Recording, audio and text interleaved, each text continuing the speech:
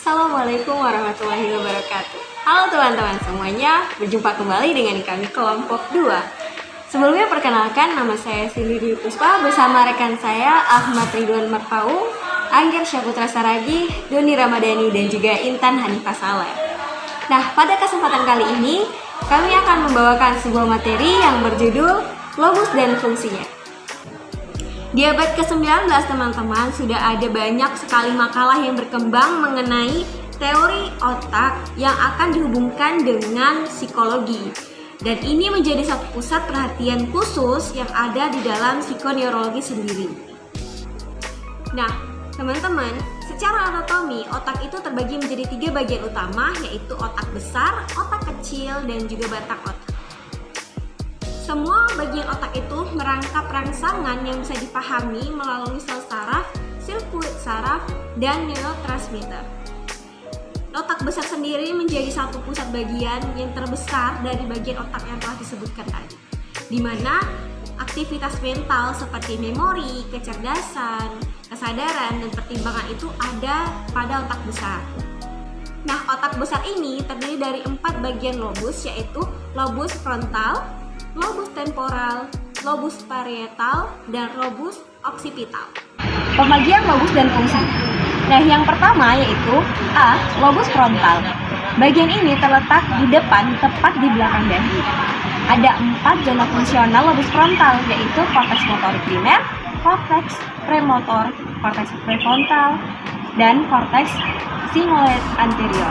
Nah, kemudian lobus ini mendasari tanggung jawab dalam memiliki perilaku dalam menanggapi lingkungan dan berdasarkan pengetahuan, pemecahan masalah, tugas motorik, dan pemrosesan kata-kata semantik serta pengambilan keputusan. Nah, disfungsi dari lobus frontal ini terlibat dalam banyak gangguan perilaku, termasuk dalamnya yaitu skizofrenia, penyakit Parkinson, sindrom Korsakoff, dan kecanduan obat.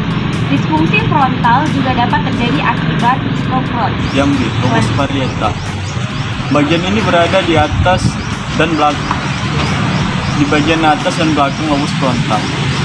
Fungsinya yaitu mengintegrasikan informasi sensori dari panca indera. Pemrosesan visual spasial. Bertanggung jawab pada kegiatan berpikir, terutama pengaturan memori. Cedera lobus parietal posterior mengganggu fungsi kognitif. Panduan visual atau parietal posterior, seperti orientasi spasial gerakan tangan dan anggota badan. Cedera parietal kiri menghasilkan berbagai gejala kognitif, seperti kesulitan perhitungan aritmatika. Berikut anatomi bagian lobus parietal. Nah, selanjutnya ada lobus temporal. Nah, bagian ini berada di belakang dan bawah lobus frontal. Terdiri dari 4 zona fungsional, yaitu proses pendengaran, proses visual, emosi, dan navigasi spesial dalam memori spesial dan objek. Nah, kerusakan pada daerah pendengaran lobus temporal menghasilkan defisit dalam mengenali batas atau trautama kiri dan musik atau trautama kanan. Kerusakan pada daerah visual lobus temporal mengganggu pengenalan rangsangan visual yang kompleks seperti wajah. Kerusakan di lobus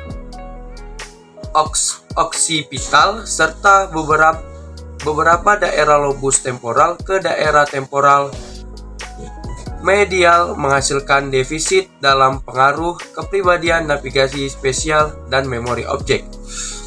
Nah, selanjutnya di sini kami melampirkan anatomi lobus temporal. Selanjutnya, D. Lobus occipital. Berada di bagian belakang kepala yang terlibat dalam pemrosesan visual, yaitu mengatur fungsi penglihatan. Juga lobus occipital berperan dalam mempersepsikan bentuk, gerakan, dan warna. Yang kedua, kerusakan pada korteks occipital dapat menghasilkan defisit mulai dari kebutaan di semua atau di sebagian bidang visual, sehingga defisit spesifik dalam mempersepsikan warna, bentuk, dan gerakan. Selanjutnya ada agnosia visual. Adalah hilangnya pengetahuan tentang informasi visual. Meskipun agnosia visual dapat terjadi akibat kerusakan pada lobus occipital atau temporal, mereka memiliki karakteristik yang berbeda. Bentuk agnosia visual yang paling umum dari kerusakan pada daerah oksipital lateral ada agnosia objek. Baiklah, saya di sini akan menjelaskan bagaimana kiat-kiat menjaga kesehatan otak. Nah, yang pertama itu adalah dengan menjaga pola makan. Makanan yang kita makan itu akan mempengaruhi bagaimana kinerja otak kita. Nah, kenapa bisa dibilang begitu? Karena asupan yang kita makan itu akan mengalir ke otak dan membuat otak kita berpikir secara lancar. Nah, pola makan kita itu harus teratur dan tentunya harus memakan makanan yang bergizi, tidak junk food atau kebanyakan MSG. Nah, seseorang yang pola makannya tidak teratur itu akan mempengaruhi sistem kinerja sarafnya yang lain.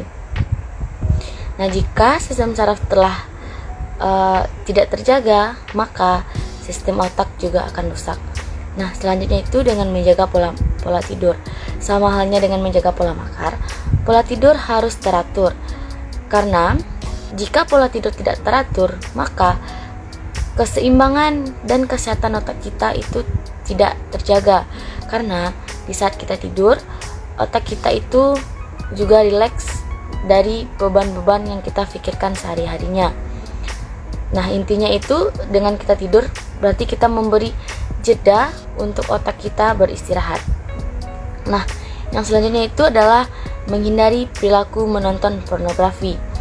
Nah, seperti yang kita ketahui, pornografi itu merupakan sebuah tontonan yang merusak otak. Di sana itu terdapat kecanduan jika sudah memulainya. Nah, di sini jika kita telah kecanduan menonton pornografi, maka fungsi kerja lobus frontal kita itu akan terganggu.